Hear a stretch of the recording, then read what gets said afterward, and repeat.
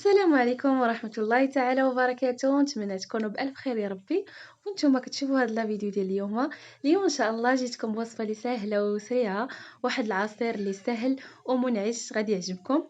وقبل ما نبداو في تحضير الوصفه كنتمنى منكم تشتركوا في القناه وتدعموها، وشكرا. كما قلت لكم الوصفه اللي سهله ومكونات الاقتصاديه. بالنسبه للمكونات كيف ما كتشوفوا عندنا هنايا الجزر ولا خيزو اللي هنا درت ليه نص سلقه. غير سلقته غير واحد شويه، يعني غير تحيدات له ديك القصوحيه الاولى، طفيت عليه البوطه، يعني ما بقاش غير القصوحه الاولى صافي. من بعد هنا عندي واحد التفاحه، عندي نص كاس ديال سنيده، عندي 3 ديال الشهديات او الدرق، وعندي 2 بنانات. وغادي نكه بنكهه ديال البرتقال كتجي زوينه كتعجبني، كنستعملها دائما. من بعد غادي نقطعهم. بالنسبه للتفاح غير نسيت وحيت له القشره، انا ما كنحيدش القشره لهكا التفاح.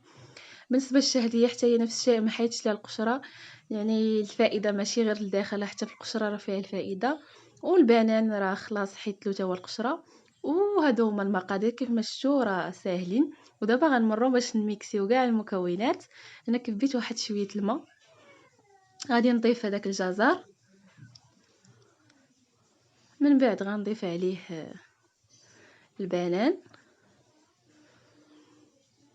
تفاح والشهديه، واخيرا وليس اخيرا سنيده ديك نص كاس. بالنسبه للحلاوه تقدروا تزيدوا اكثر، تقدروا تنقصوا، على كيبقى على حسب الذوق. وراس معلقه ديال النكهه ديال البرتقال كتجي زوينه.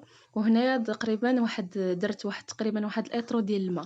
بالنسبه للماء كيبقى عشان على حسابكم، يعني كاين اللي كيبغي العصير يكون خاتر بزاف، وكاين اللي كيبغي يكون هكا جاري بزاف، ما كيبغيش ثقيل. كما كتشوفوا انا خليته بين وبين، يعني ما جاريش بزاف وفي نفس الوقت ما تقيلش بزاف، ما عاقش. ايوا غادي نمروا هكا باش نصفيه من هذوك قشور ديال الشهديه. يعني تقدروا تخليوه هكاك، انا غير صفيته عادي، يعني اللي بغيتو.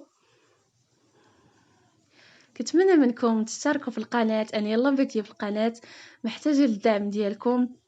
ومازال ان شاء الله عندي الكثير اللي غنشاركه معكم، غنشارككم عشقي الطبخ صراحه عندي بزاف د الحوايج. كنتمنى منكم كيف ما قلت تشتركوا في القناه وتفعلوا الجرس باش توصلوا اي جديد من القناه. وشكرا. كما كتشوفوا من بعد هنايا صفيت هذيك الشهديه، غادي نحطوه حتى يبرد مزيان مزيان مزيان. كما كتشوفوا من بعد ما برد ليا العصير ديالي مزيان، صراحه كيجي زوين زوين خاطر. وكيف ما شفتوا يعني راه ساهل، ما فيش شي حاجه اللي كثيره، يعني المكونات كيف ما شفتوا راه اقتصاديه. كنتمنى من وصفه اليوم تنال الاعجاب ديالكم وتجربوها، يعني راه ساهله وواحد العصير اللي منعش غادي يعجب الصغار والكبار. هكايا كيف ما شفتوا صراحه واحد المذاق جا زوين. كيف ما قلت كنتمنى من وصفه اليوم تنال الاعجاب ديالكم وتجربوها.